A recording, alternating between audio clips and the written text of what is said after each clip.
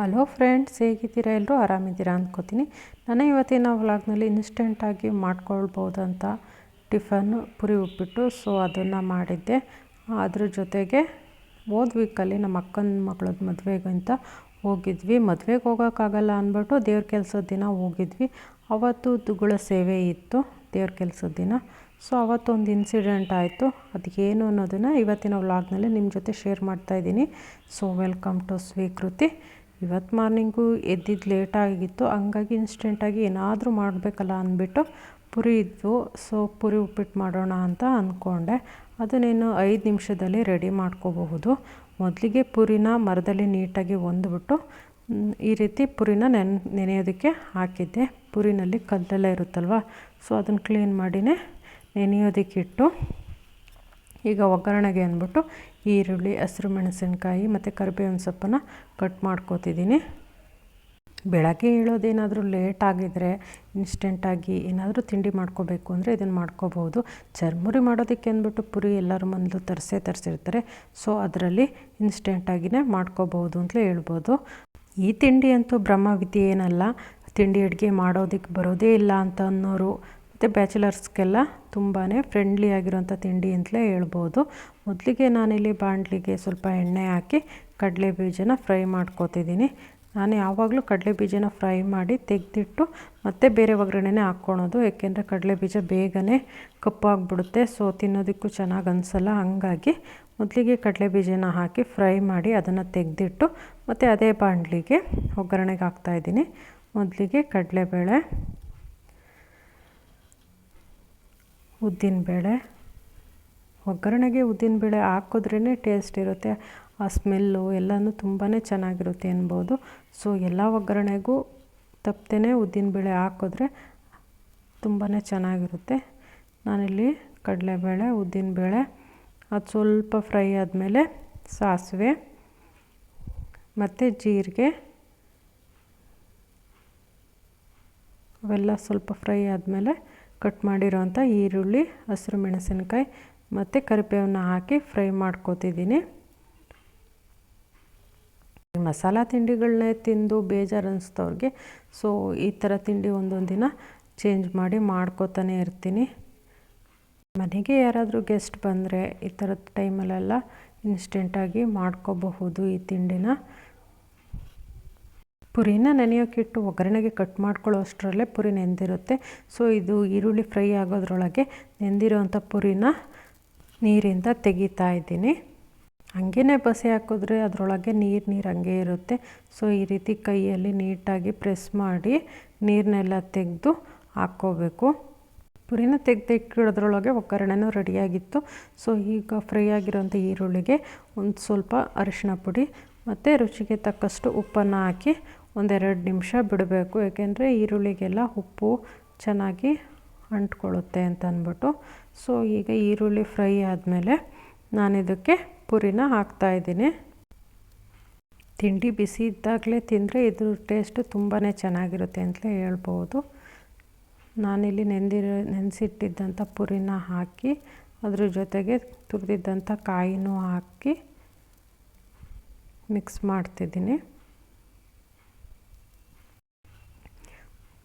ನೀಟಾಗಿ ಮಿಕ್ಸ್ ಮಾಡಿದ ಮೇಲೆ ಒಂದು 3-4 ನಿಮಿಷ ಬಿಸಿ ಮಾಡಬೇಕು.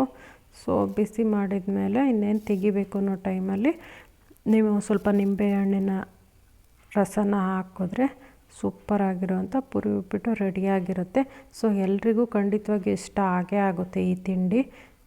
ಸೊ ಎಲ್ಲರೂ ಒಂದ್ಸರಿ ಟ್ರೈ ಮಾಡಿ ಅಂತ ಹೇಳ್ತಾ ನಾನು ಟಿಫನ್ ಮುಗಿಸಿ ಮಗನಿಗೂ ಬಾಕ್ಸ್ಗೆಲ್ಲ ಹಾಕಿ ಮನೆ ಕೆಲಸನೆಲ್ಲ ಮುಗಿಸಿದ್ದೆ. ಹೋದ ವೀಕಲ್ಲಿ ಅಕ್ಕನ ಮಗಳು ಮದುವೆಗೆ ಹೋಗಿದ್ವಿ.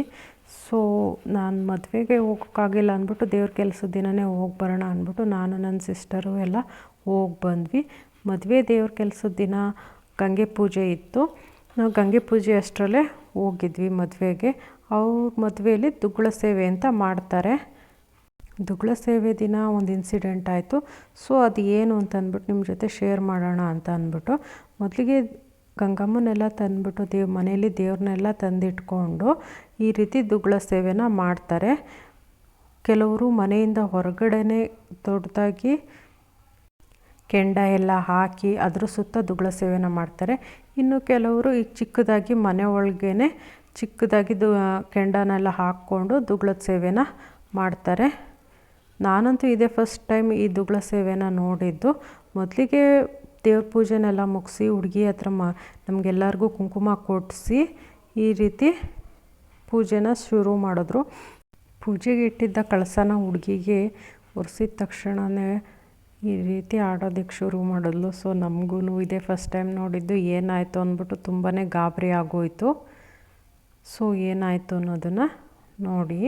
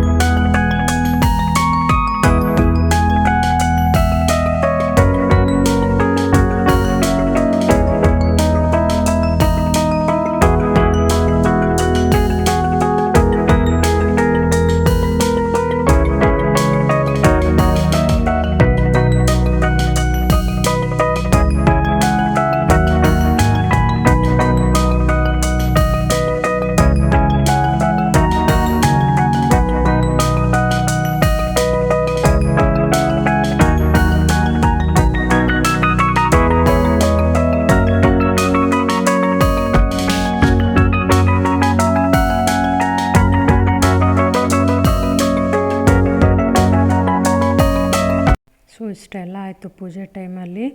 ಹುಡುಗಿ ಅಷ್ಟೇ ಸ್ವಲ್ಪ ಸುಸ್ತಾಗಿದ್ಲು. ಒಂದು ಸ್ವಲ್ಪ ಹೊತ್ತು ರೆಸ್ಟ್ ಮಾಡಿ ಆಮೇಲೆ ನಾರ್ಮಲ್ ಆದಳು. ಇದನ್ನೆಲ್ಲ ನೋಡ್ತಾ ಇದ್ರೆ ನಿಜವಾಗ್ಲೂ ವಿಜ್ಞಾನಕ್ಕೆ ನಿಲುಕದ ಮತ್ತೊಂದು ಶಕ್ತಿ ಇದೆ ಅಂತಲೇ ಹೇಳ್ಬೋದು. ಇಷ್ಟನ್ನು ಹೇಳ್ತಾ ನನ್ನ ಇವತ್ತಿನ ವ್ಲಾಗ್ನ ಮುಗಿಸ್ತಾ ಇದ್ದೀನಿ. ವಿಡಿಯೋ ಇಷ್ಟ ಆದರೆ ವಿಡಿಯೋನ ಲೈಕ್ ಮಾಡಿ, ಸಬ್ಸ್ಕ್ರೈಬ್ ಮಾಡಿ. Thank you.